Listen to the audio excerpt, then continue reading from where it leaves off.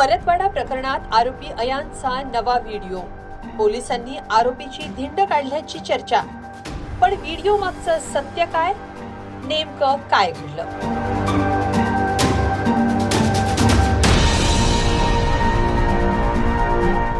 परतवाडा लैंगिक शोषण आणि आक्षेपार्ह चित्रफिती प्रसारित करण्याच्या प्रकरणात मुख्य आरोपी अयान अहमदचा हा व्हिडिओ समोर आलाय. यात आरोपीच्या हाताला दोरीनं बांधण्यात आलंय. लंगडत चालण्याचा प्रयत्न करणाऱ्या आरोपी अयानला पोलीस कुठेतरी घेऊन जात असल्याचं या व्हिडिओत दिसतंय. यावरून आरोपी अयानची पोलिसांनी धिंड काढल्याचं बोललं जात आहे. पण हे खरं आहे का? या व्हिडिओमुळे जी चर्चा सुरू आहे त्यात तथ्य आहे का? पोलीस आरोपीला घेऊन नेमके कुठे गेले? सगळं सविस्तर पाहूया या व्हिडिओतून.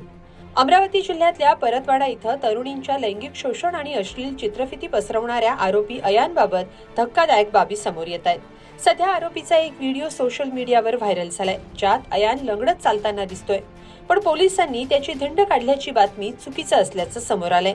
हाताला दोरी बांधून अयानला एका मित्राच्या घरी नेण्यात आलंय अशी बाब समोर आलीय. हा तपासाचा भाग असल्याचं सांगण्यात येत आहे. हे घर नेमकं कोणाचं आहे, त्याचा तपासाशी काय संबंध आहे हेही समजून घेऊया. त्यासाठी हे प्रकरण आधी थोडक्यात समजून घेऊ. परतवाडा इथल्या अवघ्या 19 वर्षांचा अयान अहमद हा सध्या पोलिसांच्या अटकेत आहे. अयाननं त्याच्या मित्रासोबत अनेक मुलींची फसवणूक केल्याचं समोर आलंय. आधी मुलींना फूस लावायची, मग त्यांचा लैंगिक शोषण करायचं आणि त्यांचे व्हिडिओ काढून पीडित तरुणींना ब्लॅकमेल करायचं आणि पैसे उकळायचे अशी त्याची मोडस ऑपरेंडी होती.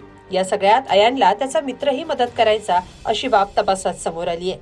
अयानच्या मित्राच्या घरी काही तरुणींचं लैंगिक शोषण केल्याची बाब तपासात समोर आली आहे. त्याही पुढे जाऊन अयाननं तरुणींच्या लैंगिक शोषणाचे व्हिडिओ ज्या मोबाईलमध्ये रेकॉर्ड केले होते, तो मोबाईल अयाननं एका तरुणाला विकला होता. पोलिसांनी संबंधित तरुणाकडून तो मोबाईल जप्त केलाय. पण हा गुन्हा घडला तेव्हा नेमकं काय झालं होतं याची माहिती पंचनाम्यात लिहिण्याच्या दृष्टीनं पोलीस अयानला घेऊन त्या मुलाच्या घरी गेले. सोशल मीडियावर आलेला व्हिडिओ हा समरसपुरा परिसरातला असल्याचं समोर आलंय. त्यामुळे अयानची धिंड काढल्याची बाब चुकीची असल्याचं सांगितलं जात आहे. एकंदरीत तरुणींच्या लैंगिक शोषण प्रकरणी आणखी काही पुरावे आणि बाबी समोर येण्याच्या दृष्टीनं पोलिसांचा कसून तपास सुरू आहे. त्यामुळे गुन्हा कसा घडला हे समजण्यासाठी तो प्रसंग हुबेहूब उभा करणं गरजेचं असतं. त्यासाठी पोलीस अयानला घेऊन समरसपुरा इथं गेले होते.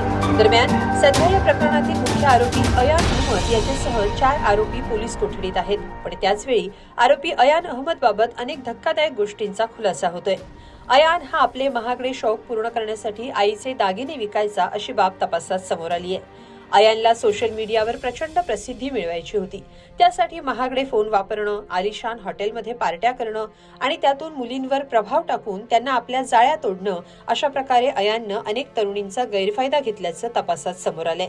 यासोबतच अयानचा थार गाडीत बसतानाचा एक व्हिडिओही समोर आलाय, ज्यात त्याच्या गाडीत 3 ते 4 आयफोन असल्याचं दिसलंय. तर एका व्हिडिओत त्याच्याकडे पैशांची बंडल्स असल्याचंही दिसलंय. याबाबतही तपासात माहिती समोर आलीय. पण हे सगळं करण्यासाठी अयाननं स्वतःच्या आईचे दागिने चोरून विकल्याचं समोर आलंय. या पैशातून अयान चैनीच्या वस्तू विकत घेऊन हौस पूर्ण करायचा. पण त्यामुळे त्याच्या डोक्यावर कर्जही झाल्याचं सांगण्यात येते.